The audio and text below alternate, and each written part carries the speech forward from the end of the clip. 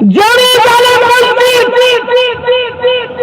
আমার ভাতিজা আমার ভাইপো পীর জানা হুরাইয়া সুন্দর বলে দিয়েছে আজকাল 100 বছর দাঁড়িয়ে আমার মসজিদে আসা ওই মসজিদ মুসলমান ছিল আছে থাকবে ইনশাআল্লাহ।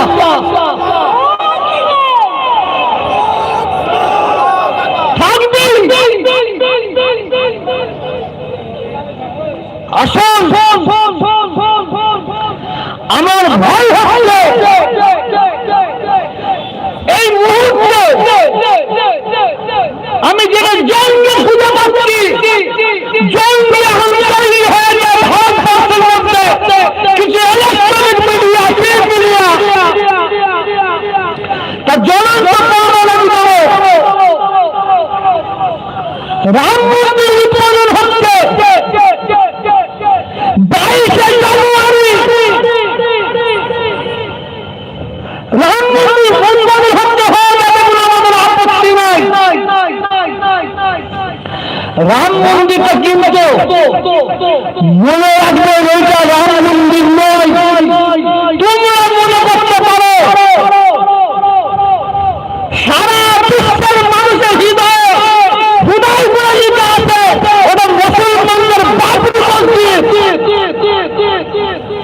ওই বাবরি মসজিদটাকে ভেঙে কোর্ট অর্ডার দিল খনন করা হলো যদি কিছু পাওয়া যায় কিছুই পাওয়া গেল না। বাবরি মসজিদকে শহীদ করা হলো আর কোর্টের অর্ডারে মানুষের আবেগের উপরে কোর্ট রায় দিল ওখানে রাম মন্দির হবে। এখানে আমাদের কিছু বলার নাই কারণ আমরা দেশকে ভালোবাসি দেশের আইনকে ভালোবাসি। এখানে আমরা কারণ আমাদের সবচেয়ে বড় আইন সবচেয়ে বড় স্বয়ং আল্লাহর বিচার করবি।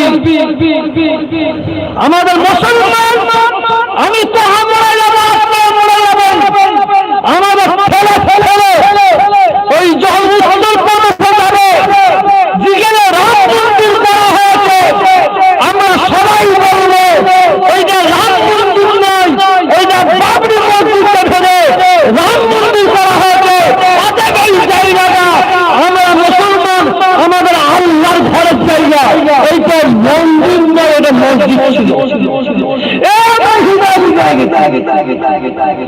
আসুন গদি মিডিয়া 5টা মিডিয়ার অবস্থা সম্পর্কে বলি।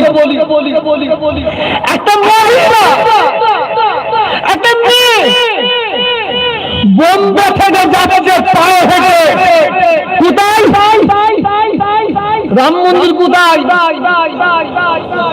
অযোধ্যায় হেঁটে হেঁটে যাচ্ছে পিছনে একটা কালো ব্যাগ নিয়েছে আর জয় শ্রীরাম বলতে বলতে যাচ্ছে। যদি কোনো হিন্দু যদি ওইভাবে যায় আমাদের কোনো আপত্তি নাই কিন্তু গদি মিডিয়া প্রত্যেকটা চ্যানেলে মুসলমান একটা মহিলা সে পায়ে হেঁটে মন্দির উদ্বোধনে যাচ্ছে মাল ধরা পড়ে গেছে। ওকে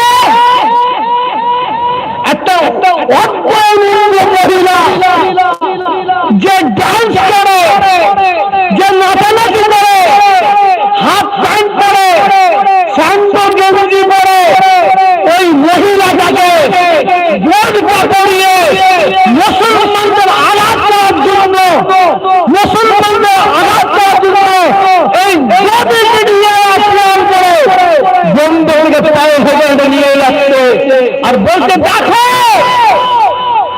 রাম মন্দিরকে মুসলমানরা কত ভালোবাসে সেই কারণে একটা মুসলমান নিয়ে সে পায়ে হেঁটে হেঁটে অযোধ্যায় যাচ্ছে। এই হচ্ছে গদি মিডিয়ার কাজ। অল্প কিছুদিন আগে শুনেছেন